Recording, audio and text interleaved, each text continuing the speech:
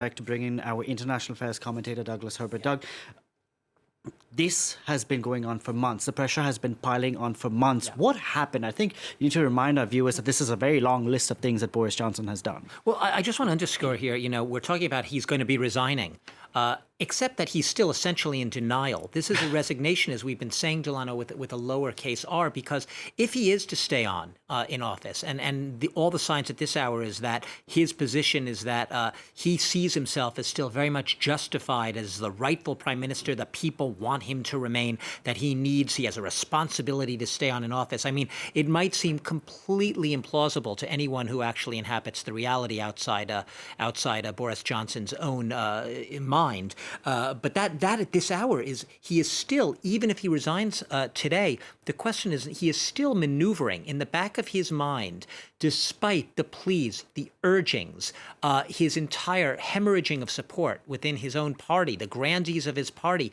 basically, on bended knee, practically urging him in the best interest of the country to resign. He is still thinking of an end game in which presumably he could somehow wind up back in power.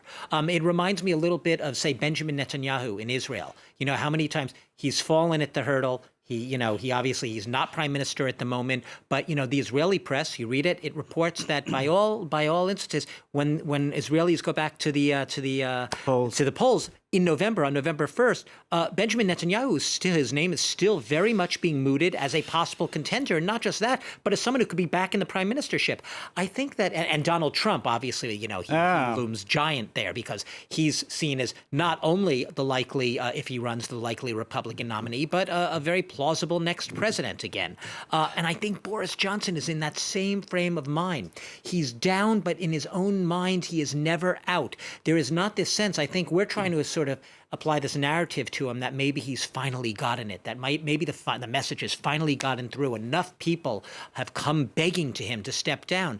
He is still in his own mind, as I see it, still maneuvering, still going through the stratagems. How could he draw this out long enough to possibly be able to remain in power? So that while we're reporting this today as a resignation, and yes, it will be, for all intents and purposes, a resignation. The headlines will be Boris Johnson resigns.